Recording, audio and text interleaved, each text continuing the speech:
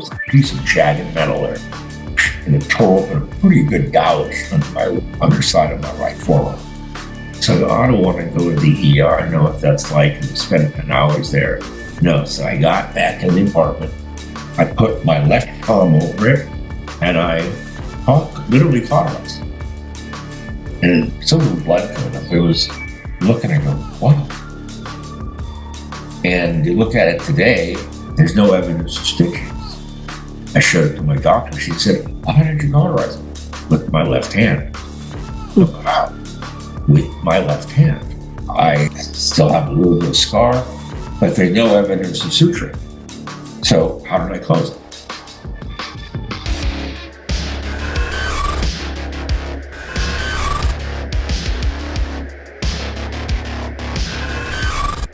Welcome back. I'm here with Dr. Barry Taff. Dr. Taff, Barry, welcome. Pleasure. Thank you for inviting me. Okay. Now, a lot of people who are watching this. This might be the first time they're become familiar with you, et cetera, et cetera. But you have a highly credentialed background, and I think it's important that you establish at the very beginning, because you used to work at UCLA's Parapsychology department. Laboratory. So just very briefly, what's your background and how did you get into the field that you're studying? Let's start with how, again, as a kid growing up, I was having paranormal experiences. The most provocative of which, or intense, was as a medical intuitive, even though I didn't know what that was. I remember in grammar school in recess one day, it's a warm day, everybody was outside doing whatever they're doing. So a little girl named Christine's walking toward me, long, thick blonde hair, blue eyes, very cute, wearing a sundress, a sky blue sundress with a big sunflower. I'm looking at her, and suddenly this other vision popped in. I could see that under her dress, right side, there was a tube going into her, and there was a plastic bag there. Now, I'm 10 years old. I didn't know what a colostomy was. How could I? So I went up and told her, and she started screaming when I got the teacher. The teacher brought me to the principal's office. And he was very straight about it. He said, look, did you sneak in the girl's bathroom, or did you look up her dress? I said, I did neither. And how could you know I said, I saw it. I go, look, and he gave, all right, give me your phone number. He called my mother, and he told her what happened. And she said, Barry can do that. And the principal went, what? My mother said again, Barry can do that.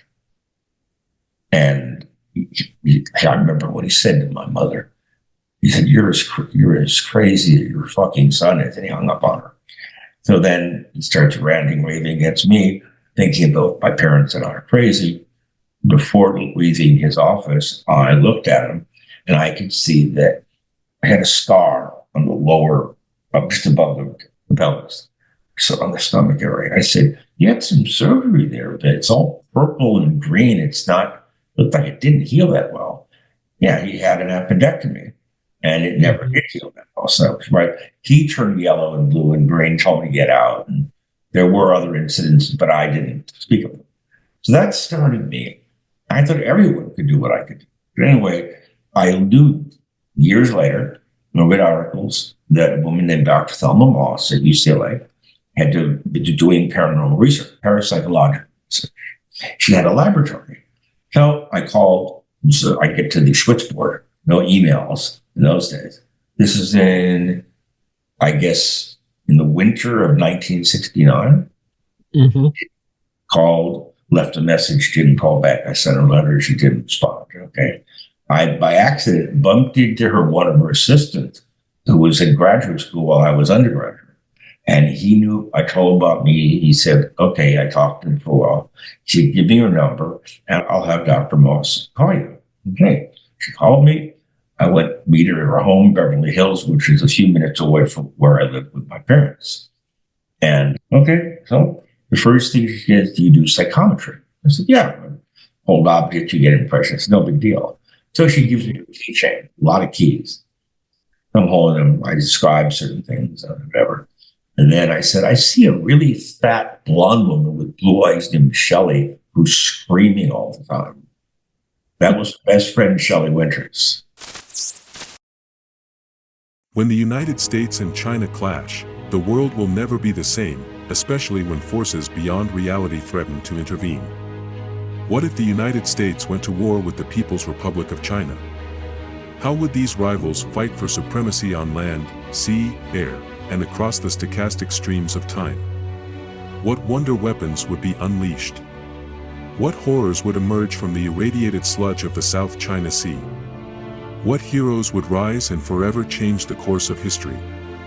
Tread into the deepest and darkest dimensions of the multiverse, gaze through a kaleidoscope of fractured realities, and bear witness to the disturbing visions of World War III from today's greatest minds in science fiction, fantasy, and horror.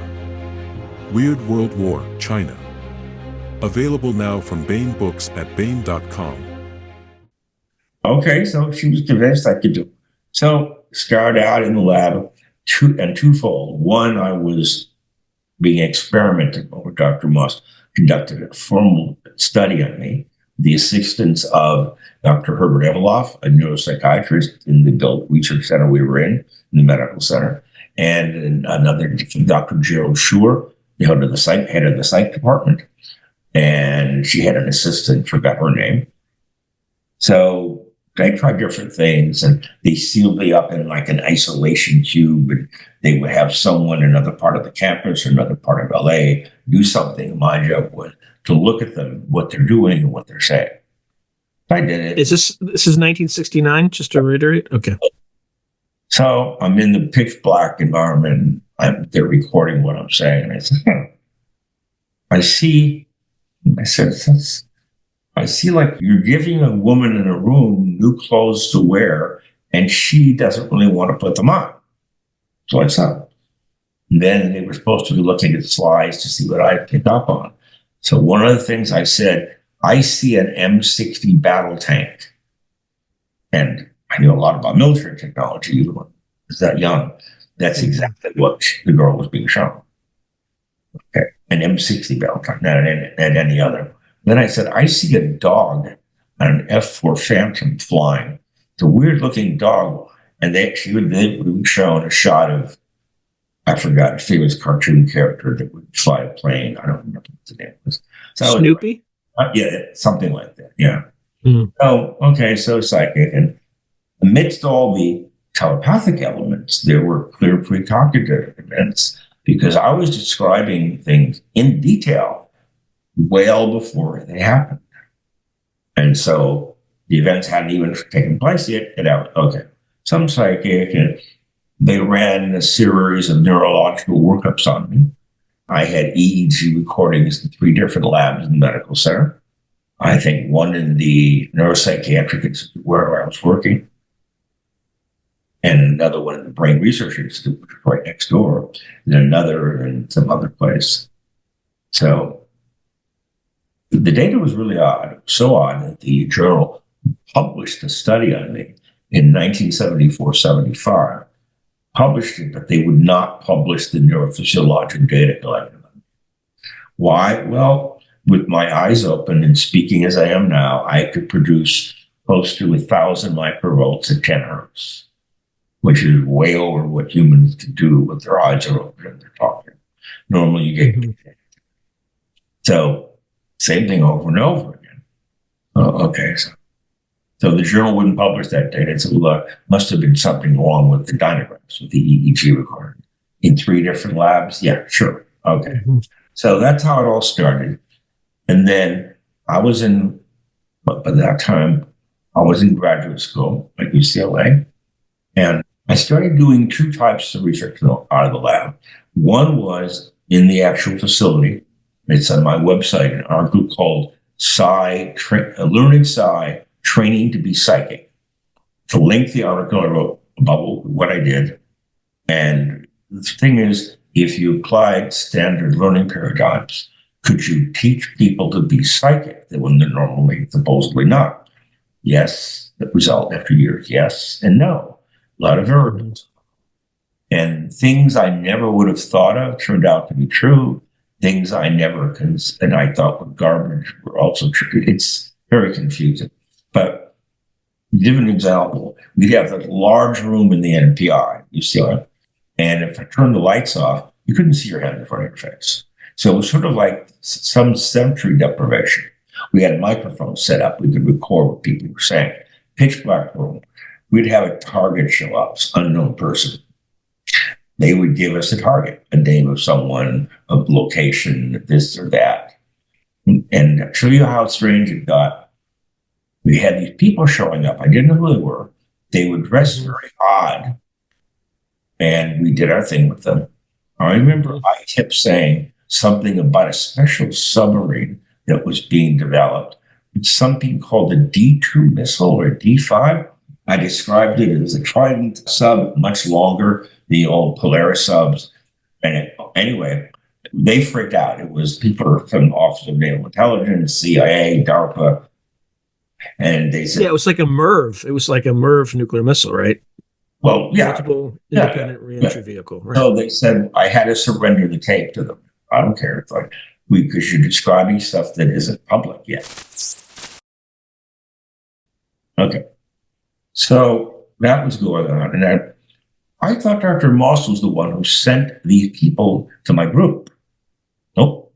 Ironically, it was the man who was the head of the Neuropsychiatric Institute, Dr. West.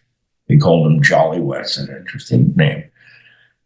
And he didn't like Dr. Moss at all. He called her the witch of the NPI, but he liked what I was doing, but he couldn't be very open about it because, in those days, maybe even more so today, if the university is formally linked to paranormal, you won't get money endowments. People just think you're crazy. So, And so we were doing the work. The group work I did was impressive because it was consistent, week after week, month after month, year after year.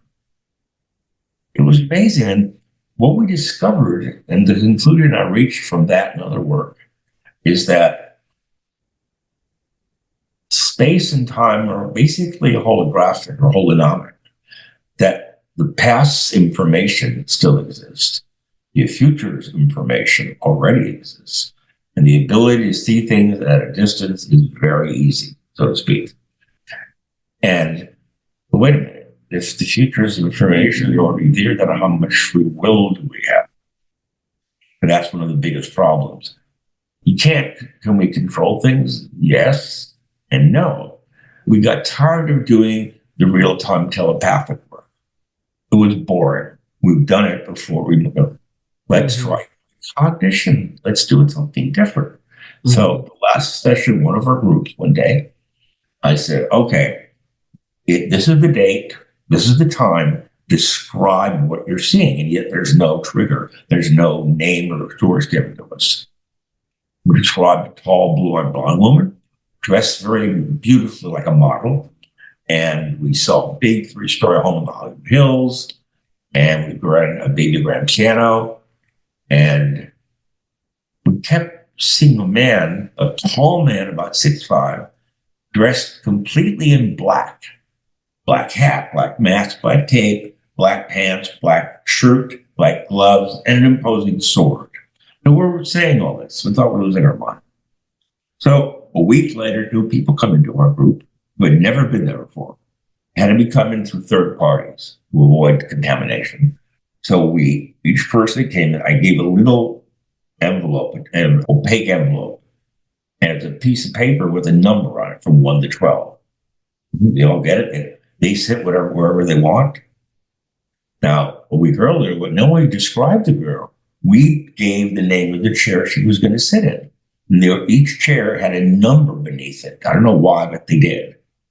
And she, of her own volition, sat in that one chair. Okay? So we give her the controls to the recorder. I said, if you hear anything about you or your environment, it's very obvious. Stop and talk about it. Okay. So she's wearing the exact clothes we tried. I mean, literally, top to bottom. And she was a model. Okay. The 3-story home in the Hollywood Hills is where she grew up. They had a baby grand piano. Could have been coincidence.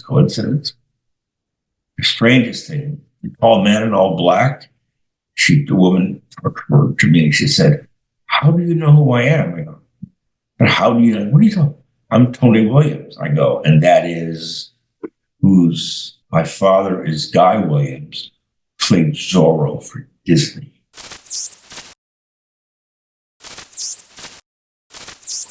To advertise on Through a Glass Darkly, email throughaglassdarkly@gmail.com.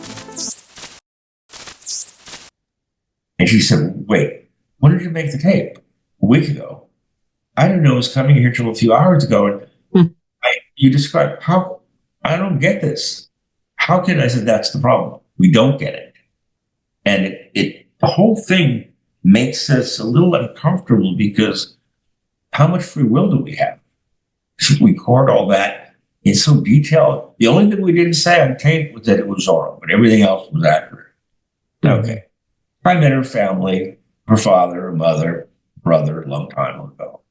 And she was really freaked out. This really upset her in the sense that I don't get it. How can you do this? Well, it's not us doing it. Anyone can theoretically do it. So, okay. We tried it again a few weeks later, precognitive session. Then the pitch black room, we were recording what we see.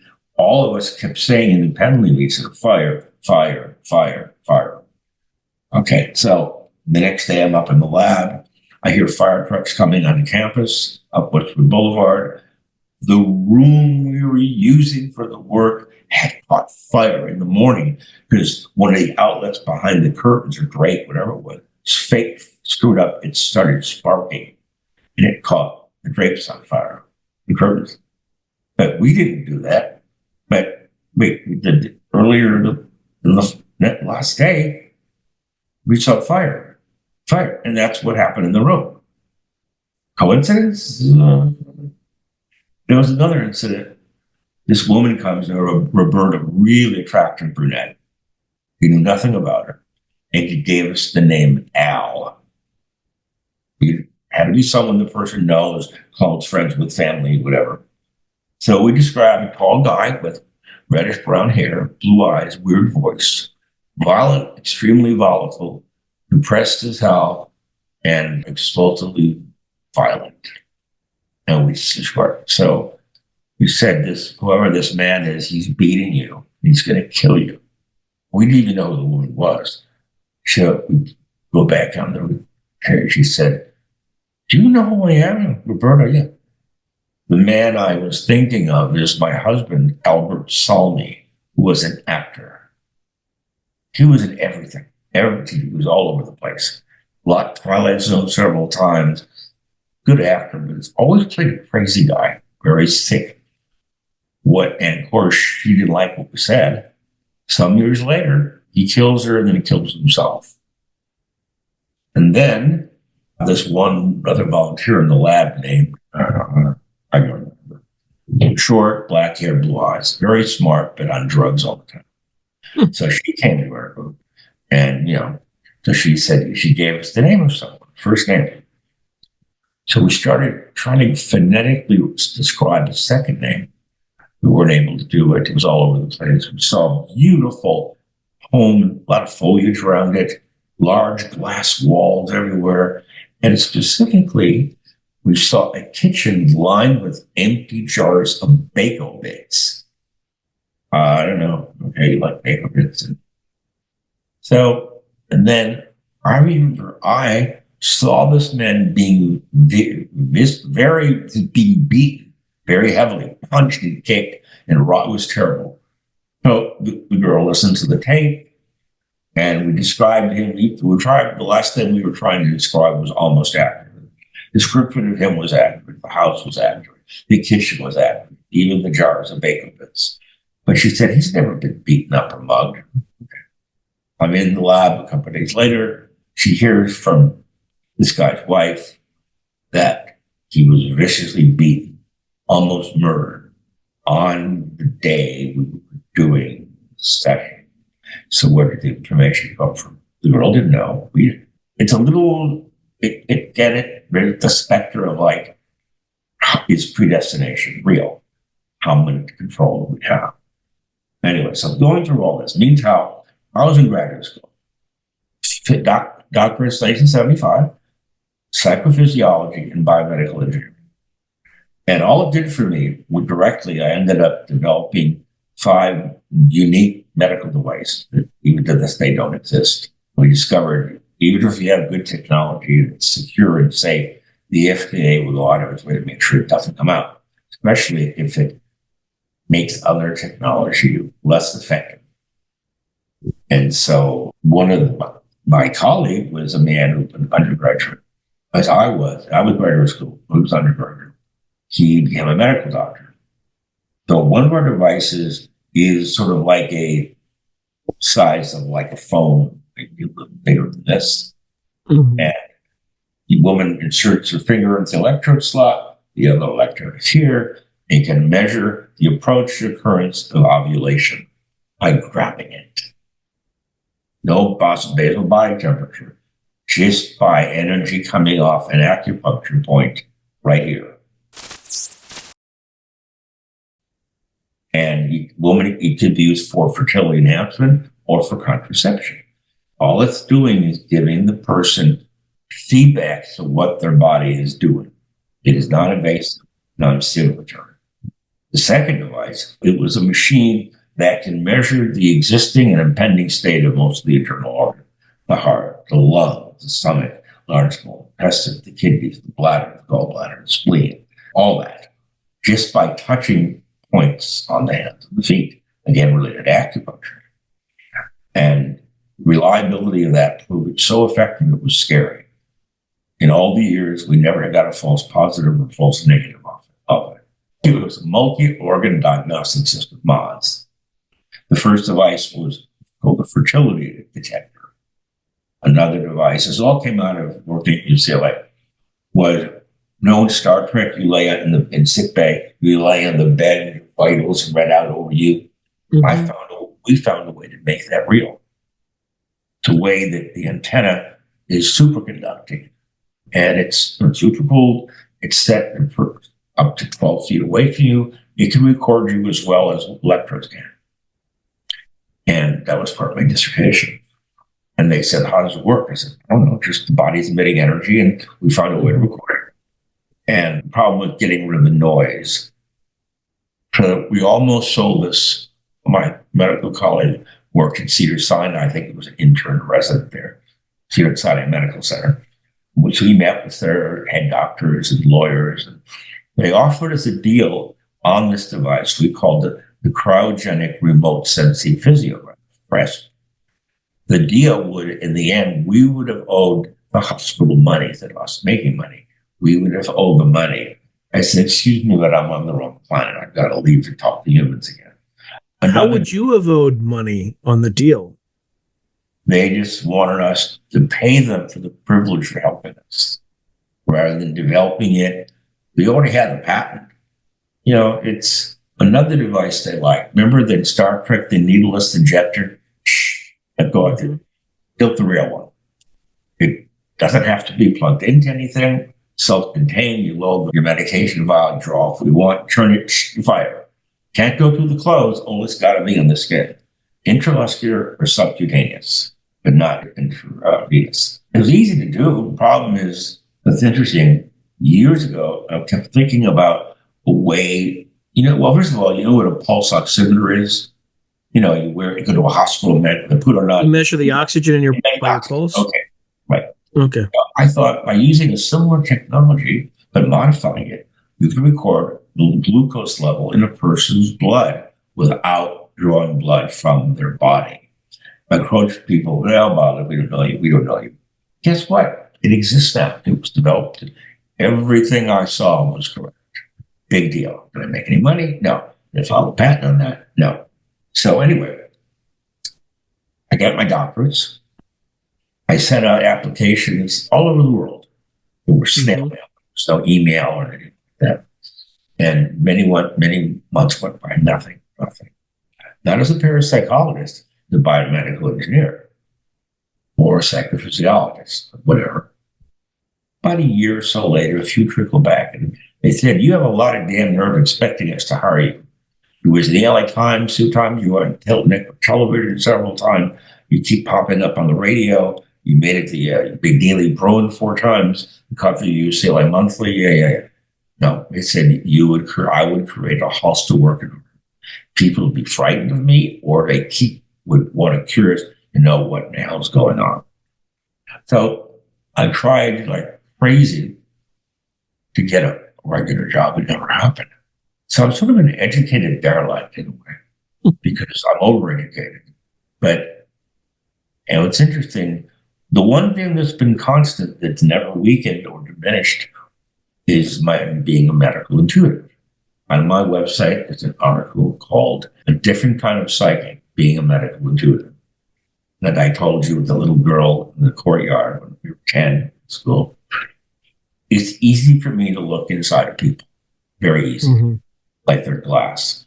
Also to feel what they're feeling, even though I don't know what they're really feeling. The girl, I met this back when The Dark Knight came out. So an old friend of mine, member of the Directors Guild, I don't know why I can't remember, we'd go see it for free. So we met there, film's about to start, we sit down, and suddenly my bladder felt like it was burning and spasming. Oh God, what's going on? So she got up, she had to leave her daughter in. Okay, she left. The minute she left, I was fine. So later she calls me, how was the movie? I said, pretty good, I really liked it. I said, but I was having this terrible problem with my bladder before you left. She goes, yeah, I had a bladder infection. I go, okay, next time you sit 8 seats away from me, maybe 10. How about another roll entirely? I remember, I think there's so many. The girl I met in the lab, 1973, looked like a short Shirley MacLaine. Very similar. Very similar. And it was Carol, dating, everything was okay. And then we were having dinner one night. I said, you got a tumor in your left breast. She said, what? It's right here. What? Right here. She said, don't worry, it's benign. How do you know? I don't see any calcium around it. So she got a degree thereafter. She got a job working for a big company and to give her insurance medical workup. And they did. They found a lump where I said it was. She didn't tell them. Yeah, it was a tumor. It was benign. They took it out. And she said, I can't be around someone like you. You scare the hell out of me. I feel like a piece of glass. But I helped you, but I don't need that kind of help. But I was at a blind date in 83, set up by a friend who was a casting director. Beautiful girl named Jody. We had a restaurant in Encino or something like that. On Ventura Boulevard. And we're talking. She says, oh, your friend said that you're psychic. What can you do? Diagnose you? Yeah, okay, diagnose me. You know, that attitude. And I looked at her and I said, well, you have a follicular cyst in your left ovary, and you have endometriosis, you have some upper GI problems. She knew of none of it. Went to your OBGYN, I was correct. What is it? You see a different doctor? No, it's a different thing. The doctor called me, how did you do it? How do you breathe? How do you move? How do you talk? You just do it. The relationship didn't last long. She looked very much like the original series V in the 80s. There were lead actors, I forgot her name, played Diana.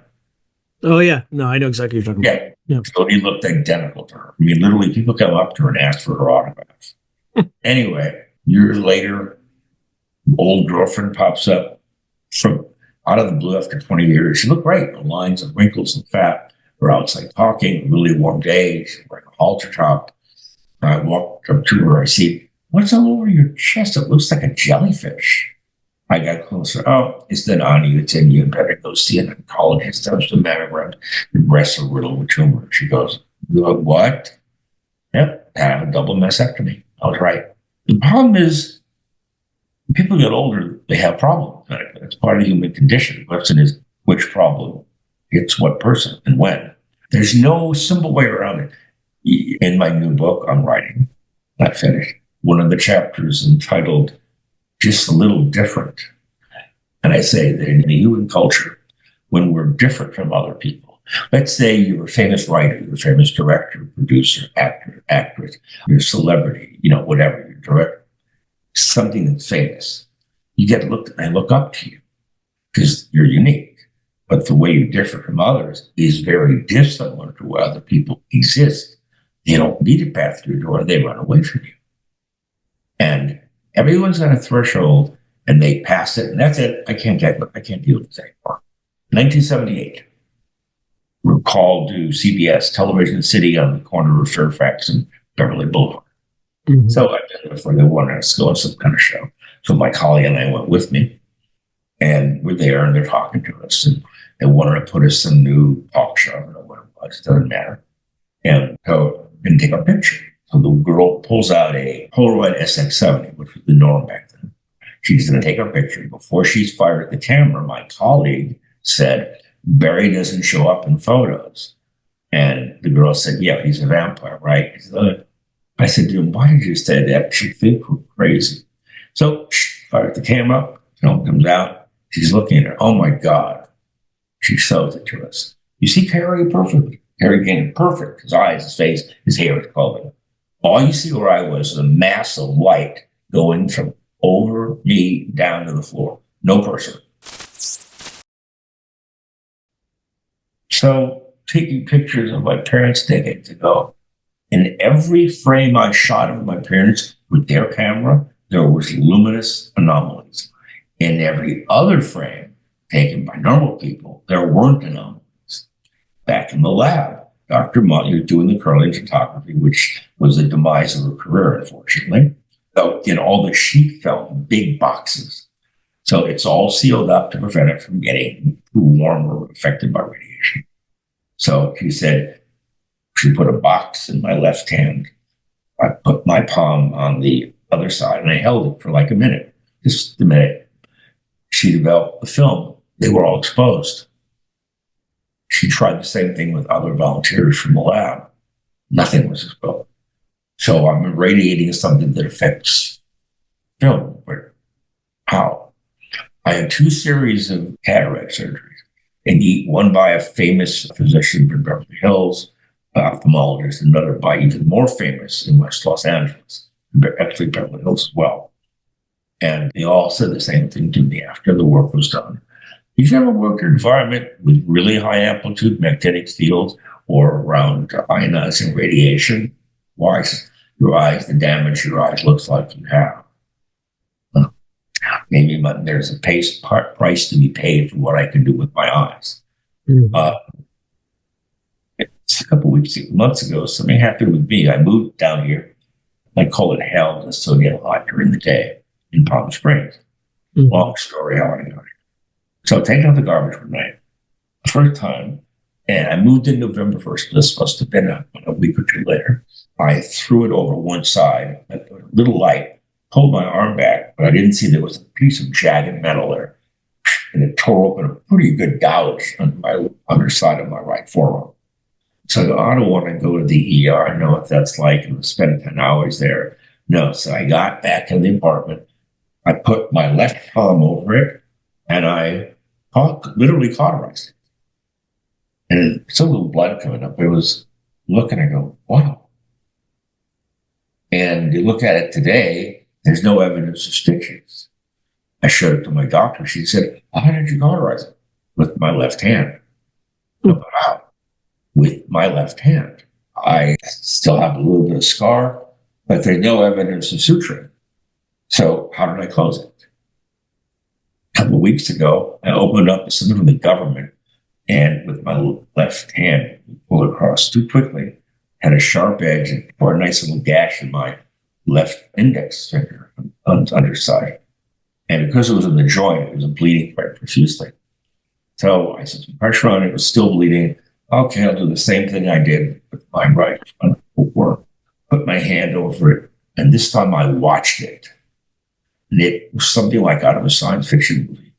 I see the cells or whatever jumping around like you would in a high-end microscope, and they're like grabbing each other, and they're producing like a, I don't know, globule chunk, and they're going, wow, I never saw that before. So the question is, what did I do and how did I do it? I don't know. That's if you can diagnose, maybe you can heal to a degree. I don't know. So this has been my life. To show you how insane it gets, I used to date Bill Shatner's niece a long time ago. Name was Sharna. And Bill was a weird guy, hard to talk to at times. But I probably know more about Star Trek than most people do because of some writing and inventing I did. on my website, barrytaff.net, there's an article called Building a Warp Drive Engine. And it goes into detail how that would be built. And the irony is, I first wrote this decades ago. And now a discovery that the work has been done and the description of what I wrote is so accurate even scares me. But it's science. I mean, things only usually work one way. Is it like the Alcubierre drive, basically? It's well beyond that. The Alcubierre drive got to have special negative matter, negative energy. No, you don't need any. Oddly enough, the Nazi Germany was playing with the thing, the rotating cylinders of radiated mercury, plasma, whatever. Yes, Hans Kammler, right? Right. They were onto something, but they didn't have enough time to develop. And I got a funny feeling that this had been employed on a much larger scale, and some UFOs are ours and others aren't.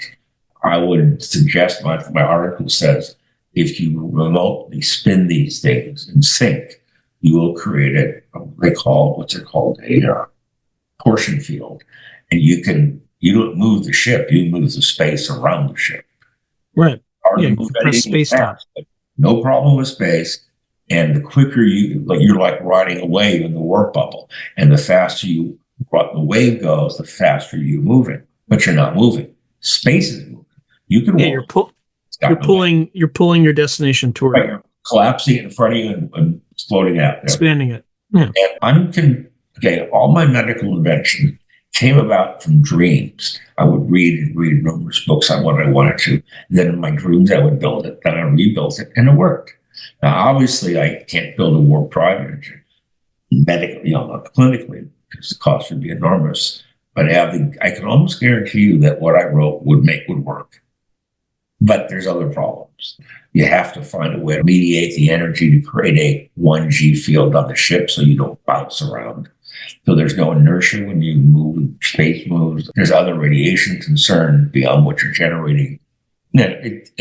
So the reason we're bringing this up, the girl I lived with from 85 to 87, we generically spoke about getting married. It's very generic. And she wanted to get married in a church garden and all that. Okay, what do you want to get married? Oh, on the bridge of the Enterprise. And she went, "You're a naval commander?" No. What do you mean? What? Enterprise up there. She goes, "What? Up there? Star Trek." And she had no interest in it. I said, "Here's how I plan it. You and I are dressed in very normal wedding clothing. All the guests are wearing Star Trek uniforms. We're shooting on the bridge. We're recording it. We come under attack by Romulans or whatever. We then go from the wedding, go to fire, back, destroy the enemy, come back and finish the ceremony."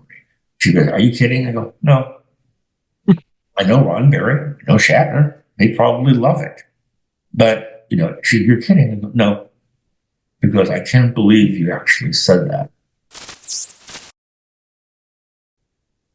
This is the one who thought I was abducted by a UFO and taken back to my home planet. By the way, if you knew Roddenberry... Yes, I knew him. Not well. Where was he getting his inspiration? Was it just... internally or kind of similar to... He was a writer. He wrote on other shows before Star Trek, and ideas come into their mind. I don't know. I never asked him about that. He was a really interesting man. He's very intelligent, very articulate, very controlling, and somewhat manipulative, and rude beyond words. And he became a really bad alcoholic before. That's what killed him. Had he not, he might have lived 25 years. His wife was an alcoholic as well. Never met them. Well, I met the son. He was a little bit kid when I met him. Another instance of precognition. Since I was a child, there was an actor, and every time I saw him on TV, every single time I thought I knew him. The voice, the hair, body language, everything. Edward Andrews. Does that ring a bell? It does. Oh, yeah, he passed away. He was in Twilight's episode when he kills someone with his car. The car starts to haunt him. And started at night, the lights go on and off, the horn started. Oh, yeah. The car drives him back. That was Edward Andrews. He was also in Twilight Zone episodes. He was in several Cheyenne episodes. Anyway, every time I saw him, I know his voice. I know what he looks like. Why do I know the man? In 1981, I get a call from Mrs. Edward Andrews.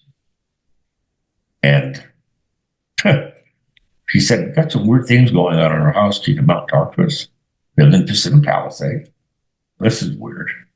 So go up, I meet her, walk forward. I meet him. He was very tall, about 6'4", 6'5". And he said to me before I could say a word, "You look really familiar. Have we met or we know each other in some way?" What was I supposed to say? "Yeah, I've known you since I was a little kid because I recognize your voice." In one episode of The Twilight Zone, where they're going to steal a starship to go to the Earth from another planet before it blows up, and he's the guy that tries to catch up the gate and the whole bit, and they open the door and they punch him. That was Edward Anderson. He was in so many shows. Never made it to Star Trek, though. I don't know. It would have been nice on there, but whatever. My life's been different than anyone I've ever known. Most of my friends around my age are married at least once, if not more. I'm no more likely to get married now than I was in 77. The only girl I could have married, I met on Valentine's Day of 1977. Carrie and I were out investigating a case in Los Angeles. It was near, a little bit north of Wilshire, Brea. Mm-hmm. So, an apartment. I already talked to the girl a few times. And I walked in and I looked at her. I froze. There's a stereotype I've had since I was a little kid. And it's very rigid and it's always the same. This girl looked exactly like the stereotype. There's an actress who's been dead for some time, committed suicide, named Maggie McNamara. And she looks exactly like the girl I met back then who I couldn't marry. We started dating. It was very intense. We got together. It was fantastic in every way, shape, and form. And then evidence suggests she was abducted. I don't mean by humans. This is in my book and on my website. On our website, it's called The Life-Changing Paranormal Event. If that event did not occur, she now would be married and my life would be so different, I can't imagine. It's something I can't imagine. But she was, look at Maggie McNamara, this was the nose, the eyes, the mouth, the cheekbones, the lips, the jaw. The facial physiognomy is identical, the same height. The girl I knew had her breasts were a little larger, but so much alike if they were standing next to each other, the same age, you would assume they're twin sisters. Also like a young Liz Taylor, but with darker eyes. And it's like, I turned 75 on Monday.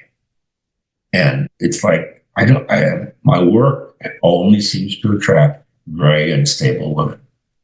You sound like Philip K. Dick. Yeah.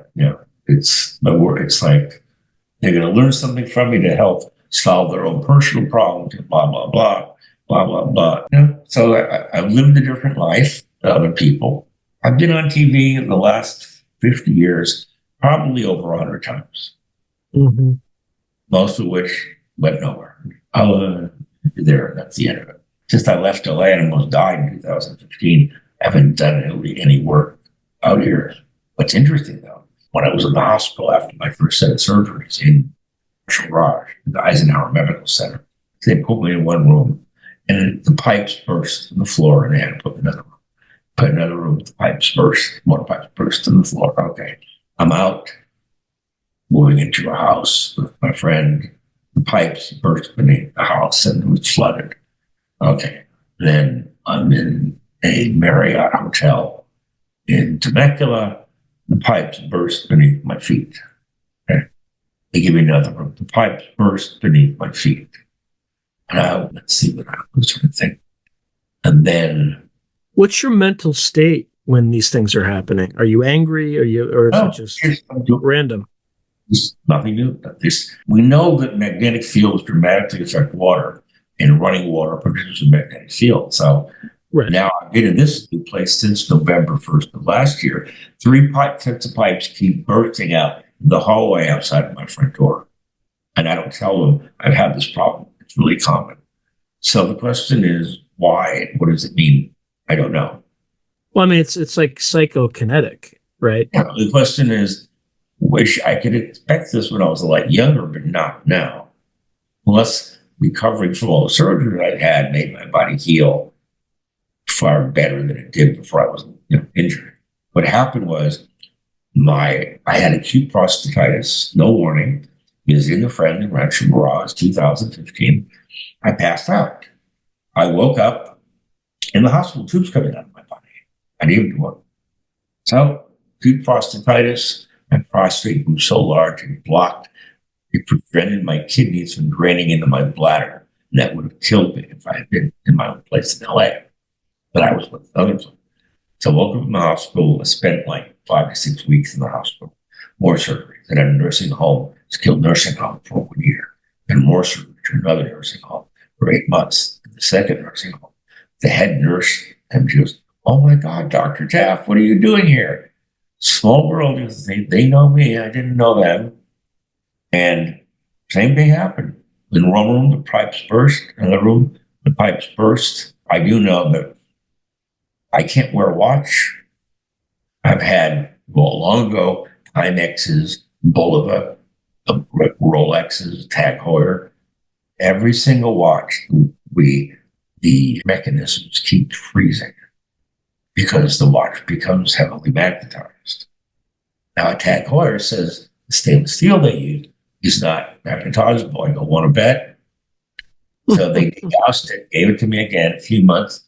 They moved it because magnet. So my friends got it, locked it up. I can't wear a watch anymore. I haven't worn a watch. Got it more than 10 years. What's the point? Why waste money?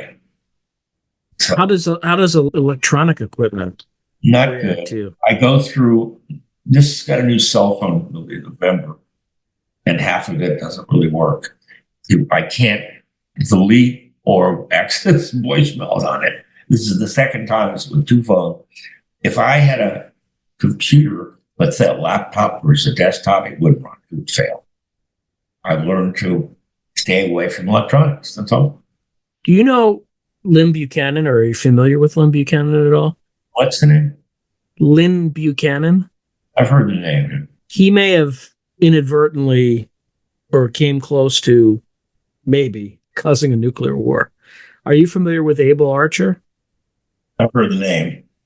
So in 1983, NATO did this massive exercise, and the Soviets got really cagey, right? So, i.e., they were kind of thought it was a prelude to a nuclear war. At the same time, or in the same time period, Lynn Buchanan was in the Army. He was in a skiff, a secret compartmented information facility, right? Mm. And growing up, he had similar things like you did, kind of psychokinetic events where he would, fry electrical equipment, things like that but it was tied more to his emotional state when he would get angry, things like that. He was giving a presentation, and there was a sergeant that wanted his job, didn't get his job. So he sabotaged him. So when he goes to give this presentation to all these NATO generals, the presentation just fails. He gets so angry. The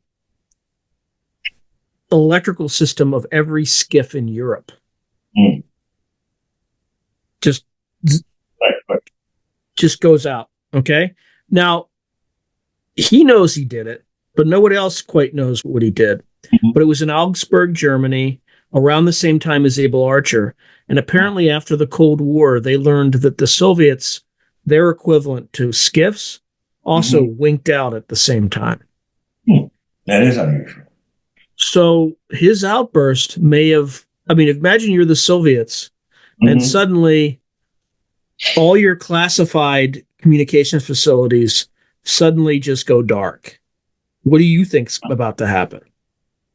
Yeah. So, but he said, when I've interviewed him, he said most of the details around it are classified. And I said, this happened in 83, right?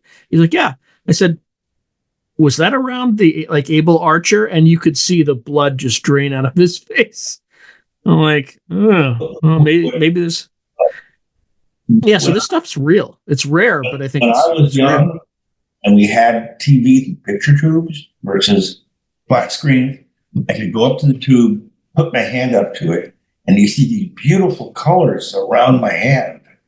That means my magnetic field was making the phosphor of the tube go nuts.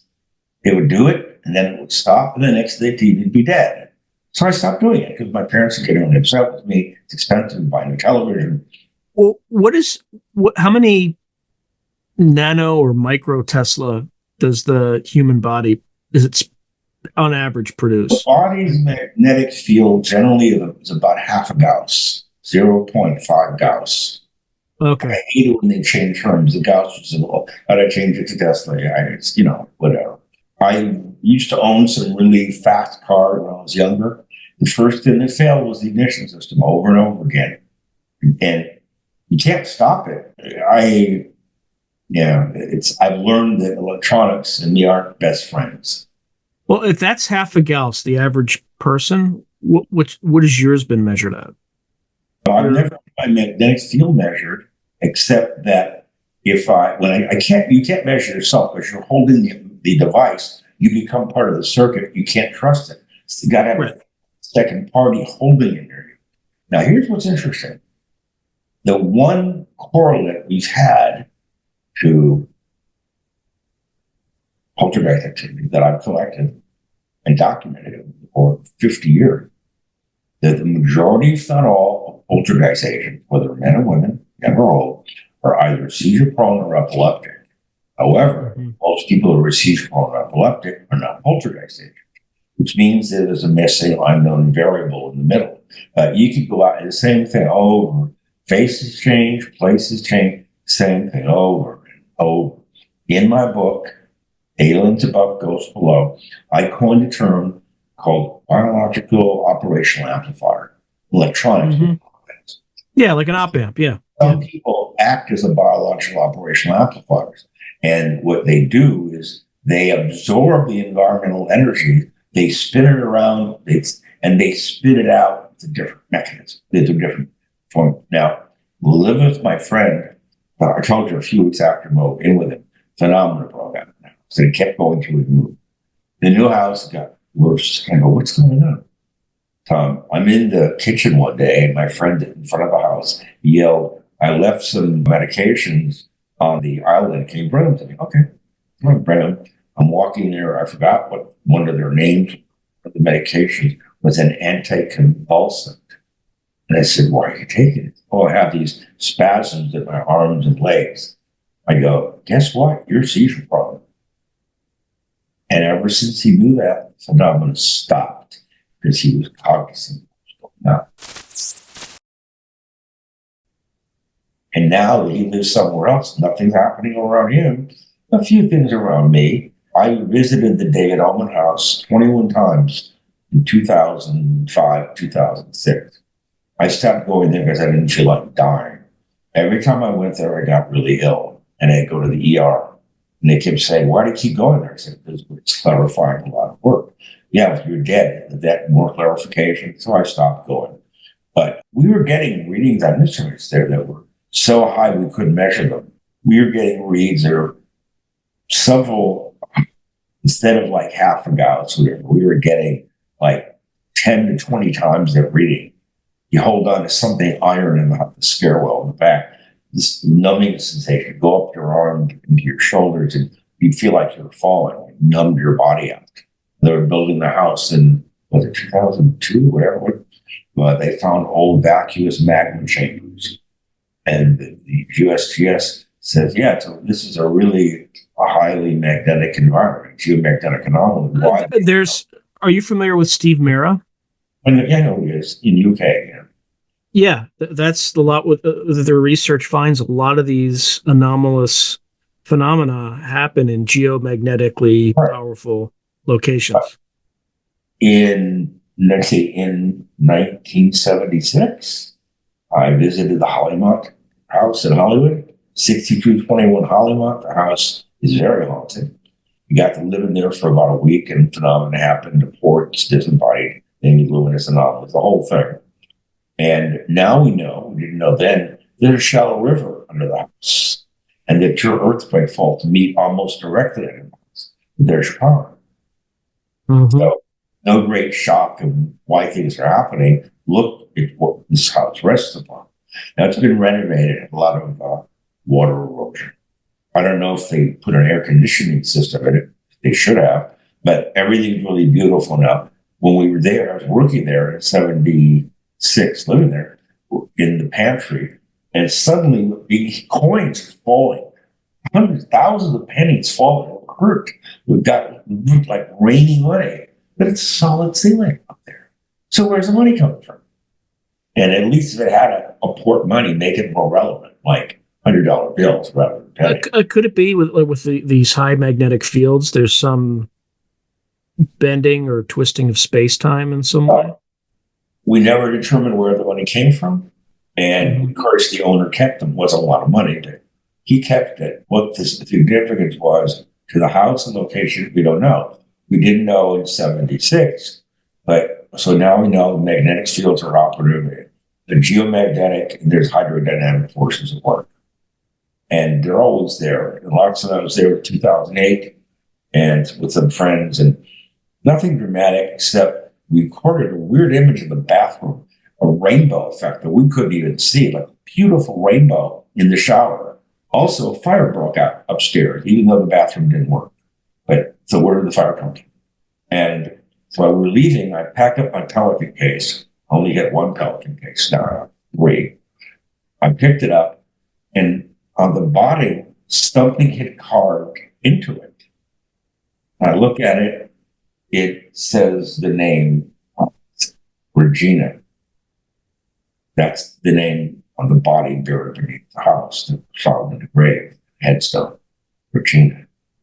But what carved it into the Pelican case, when I was hearing it, you need a hammer and a sickle, chiseling. Those things are like steel. We didn't hear it. We gave it back to the company, which they put in their corporate offices, and they gave me 3 new things in black rather than gray. But, you know, if somebody's trying to demonstrate to you, that's it. And you could not have done it without, you'd hear the hammering, the chisel, you would have heard it, unless they left the house and went somewhere else with it, like in their car. I haven't been up there since 2008. I don't know who lives there now, but on my website, article is called "The Holly Mountain Haunting, As Good as It Gets." And we have some comments written by people that had lived there after I first investigated. And it was chronic activity. So, question is, why there? Why now? How long is it going to last? And, a long time ago. And of course, the Entity House on Braddock Drive in Culver City, the geomagnetic environment is a high piezoelectric stratum there under the ground. So little pressure, God knows what it will produce. And the woman, Doris Byther, claimed that before she even lived in that house with the kids, some things were happening. And of course, after she moved out, things kept happening to her. But the new people in the house, we don't know. But Doris moved from Culver City to Carson, followed her there. Carson to San Bernardino or Riverside, followed her there. Then we last saw her when the film came out in 1983, had a screening at Fox. And the Entity came in. Frank did a good job running the book. It's fiction. No, it's not a scientific thing. And the script was good, but the new director rewrote the script, and he thought that I was crazy. I'm like, what else is there? Who cares? Big deal. But what's interesting, when the last place I lived before I lived here, I told you first was a Marriott in Timbuktu. They put me in room 314. Then I go to the Holiday Inn Express, about half a mile away. They put me in room 314. Okay. Then Adult Protection Services from Social Security thing, they put me in a extended stay America about half a block away from the other hotel. And they put me in room 314. I know what 3.14 is, and I lived there for 2 years, and they neglected to inform me when I first moved into the place that floor was haunted. And I found out that, yes, it is. Things that happened to me in my room. I woke up one morning disoriented because the bed had moved across the room. The foot of the bed was against the dresser. The TV was on the dresser. I didn't move it. Didn't wake me up. Come out of the bathroom, there's a body on the floor in front of the bed, foot of the bed. I go over, there's an old lady, the light going off, just gone. Wake up at 3:40 in the morning. Many months later, there's an old woman right on my bed. I see she's reaching in with her hand, and I snap back. And then old lady, maybe in her 80s, scraggly look, fairly bad skin, and gray hair, and just weird looking, and then light going on. By the time I'm getting out of bed one night, there's something really hot behind me. And I look, there's a woman in bed with me, and the door's locked. And I look back, whoa. And it's a woman with really long, curly black hair, white bedclothes you'd wear like 100-some years ago. And I look back, she's screaming. I jump out of bed, and then she's gone. Months, years or so later, I get it, and I see there's someone standing in front of the closet grate. Same one, 5'6", 5'7", long black hair. I'm yelling, ma'am, ma'am, ma'am. Turns the head, looks, never saw her again. Like in the room, the door of the room was locked. So, it never ends. I mean, it never ends. Now, Barry, I think now's a good time to end the episode, and then we'll kind of continue the stories. But thank you very much, and we will talk again soon.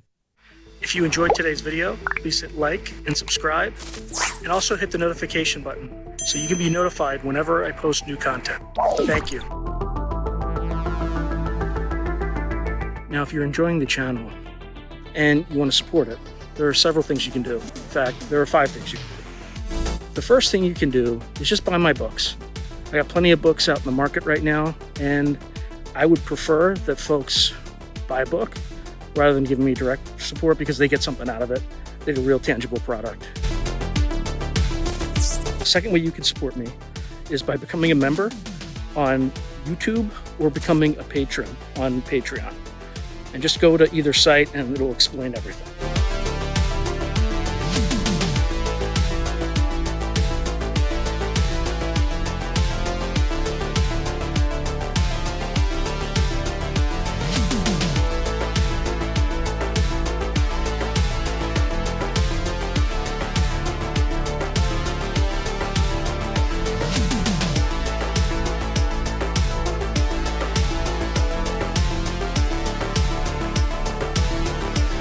The third way you can support the channel is by checking out my merch site, which is here. There's plenty of stuff that you can get to support the channel. And I'd appreciate that you have it and can wear it. Not only do you help support the channel, but you also help promote the channel, and I appreciate that. The fourth way that you can support the channel, and this is really easy, is anytime you want to buy something on Amazon, literally just go to the description below and click on any link, literally any link. The channel gets a cut of that, and it costs you no extra money. You just go through the link, as I'm part of the Amazon Affiliates Club. The fifth and final way you can support the channel is through donations. Now, I don't prefer these because it's more of an expression of gratitude, but you don't really get anything out of it as a subscriber to the channel.